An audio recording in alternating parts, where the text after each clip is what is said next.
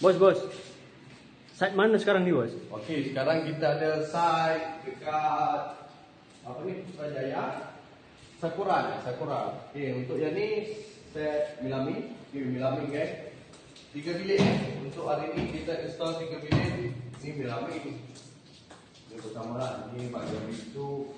Yang ni EP ni. Okey, EP. Ni bawa masuk. Body dah. Yang ni kayu 50. Nanti angkat ukuran, potong dulu. Faham? Okey. Tu yang ni aku panel. Okey, dalam. Okay. Untuk yang ni master bedroom. Okey. Master bedroom kita dah pasang. Untuk yang ni drawing mesti kena ada Drawing kena ada. So tulis macam ni. So baru kita boleh install. Okey. So kita cover seluruh semenanjung dia. Okey, bilik kedua. Bilik kedua di sini. Oh yeah. Okey, ni bilik kedua. Okey. Dengan pasang EP Expo panel. Okey. Untuk yang ni ada yang tanya, bos, bayarannya macam mana? Ansuran ke? Boleh ke? Dibolehkan, guys. Dibolehkan. Okey. So sama, yang ni bilik 2 drawing. Okey. So kita kena drawing lah. So nama apa semua ada. Okey. Dekat sini. Ini bilik 3.